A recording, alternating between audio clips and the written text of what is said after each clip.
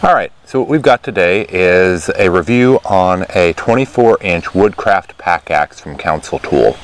Now, the Woodcraft line from Council Tool includes two axes, and that is a 24-inch like this one, as well as a shorter handled 19-inch version. The Woodcraft axe, I believe they came out with that line in the late 2015. It's I believe what they were trying to do is to kind of get a little bit of a more traditional European, Northern European, maybe Scandinavian type design to these Woodcraft axes. And you can see that as we get a little bit later, we'll get into some of the closer styling on it, and you'll see that. But I do want to go ahead and point out a few points on Council Tools. So Council Tools are made in the USA, have been since I believe, or at least the Council Tool Company. I believe they may have started out producing turpentine, but I think it was in 1886. And fairly rapidly moved into the axis. But I think it's kind of cool that they're still being made here in the U.S. They're not primarily a hand-forged company. They are drop forged, but on their premium lines, which would be the pack axis or the Woodcraft pack axis, as well as their Velvicut line, if I'm pronouncing that correctly.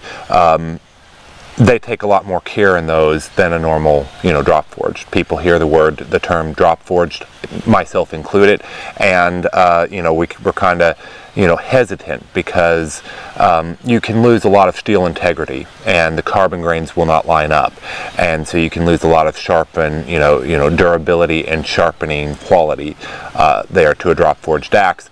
And a lot of those, we're seeing that come out of China. We're seeing that even with manufacturers in other countries.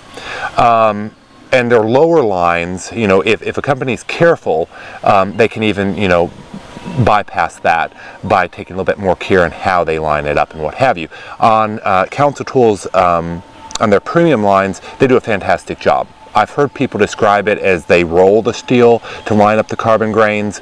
I don't know exactly what the process is, but I do know that I've been very pleased with their edge holding ability and with their durability. I believe that they're made out of is it 5160 steel, and the Rockwell hardness is right in the mid 50s, and I'm pretty happy with the performance on them as compared to, say, a hand-forged, some of the European or even American hand-forged axes.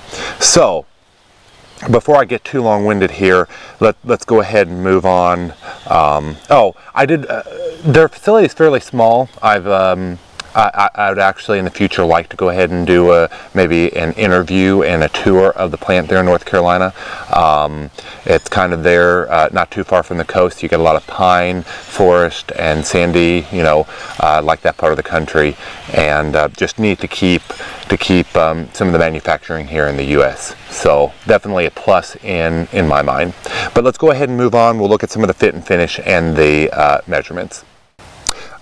All right, so for the Dems, we've got about a 3.5 inch blade width. We've got a total head width of just about 6.5, 6 3/4. Sorry about my fading off on the ruler.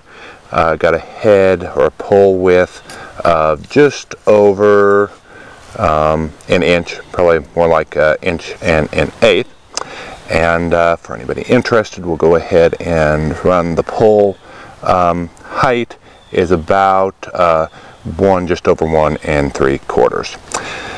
All right, overall length, we're looking at, this is a 24-inch handle. That's what it's sold as, but like all axes, depending on what handles they are using, this one right here is just barely over 23 inches. So if that inch of handle makes a difference, watch out for that for you. Now on to the styling a little bit. I had mentioned before that the Woodcraft line was that they were trying to style it maybe a little bit more off of some of the European designs, and that would probably be this ear here. I mean, you can see it in the rest of it. The Hudson's Bay, which is an American design, has got that flat bottom to the head. So this is you can see the European styling on here. I'm going to go ahead, if you keep watching the video at the end, I'm going to go ahead and compare this just real quick to the Holzbrook Aka axe and to the Les Stroud Wetterling Les Stroud Bush men's axe, and you'll see that it's somewhat similar, and that's one reason why I have a feeling I'm going to like this axe, but we're going to find out here. One thing that is kind of unique and not unheard of in other axes, but you can see these reliefs that they put in here, which can be kind of a cool little feature if you're dealing with certain types of wood that tend to stick, and I guess you cut down on the head weight just slightly on the front end. But other than that, you can see they get a pretty good finish. As I've pointed out sometimes before, you can see a little gap here. That is not really, that's more just in how it's fitting. When you look in there a little bit closer, which I can see, it's tight fitting all the way around on the ears. We'll go ahead and look at the top, and you can see just a solid fitting head, hickory handle, and on their premium axis, once again, Council Tools, every one of their premium axis, the Velvy Cut or the Woodcraft, that the premium American hickory handles line up very nicely. So let's go ahead and give her a shot and see how she performs. Alrighty, so I'm going to go ahead and give a little bit of a shot here to this privet. Privet's an invasive species, and it should be a good little test here. It's not too soft, not too hard, and it's definitely something that this axe should be able to handle and use as a clearing, limbing type situation. So.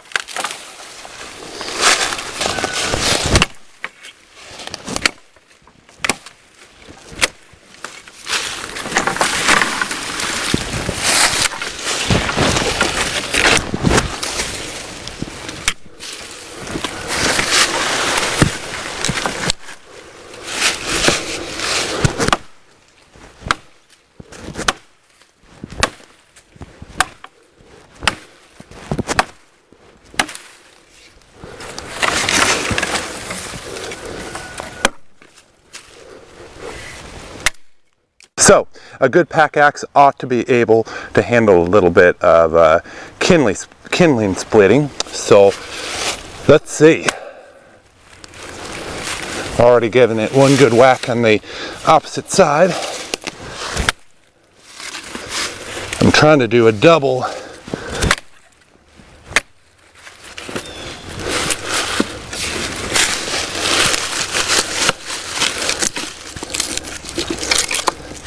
Trying to get a little bit fancy there and do a double split. As most of life, stick to the simple.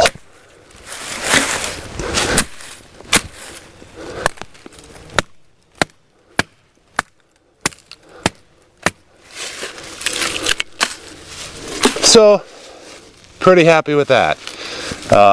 Can't really complain. Let's see how it. Let's see.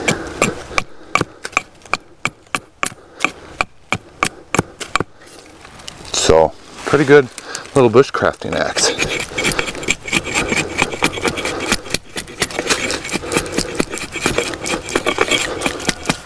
Yeah, I like that. You can kind of choke up on there pretty good, and a little bit wide, not necessarily the most comfortable, but definitely I like the feel of that. So, I really like it. I'm really impressed. Seems to be very sharp. I actually do as I thought, being that I like this design, this size of a little axe or hatchet. Let's go ahead and compare it to some other axes that I like. All right, just to give us a little bit more versatility, I wanted to go ahead and try out something other than a privet. So this is a Hackberry. I've got a little maple here that I would rather have growing here, so let's give it a little bit better shot, and we'll see how this performs on Hackberry.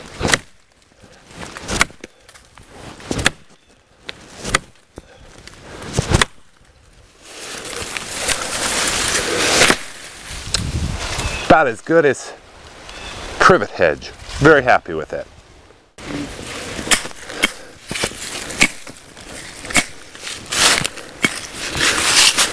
Go ahead and get a little bit of a clearing shot here.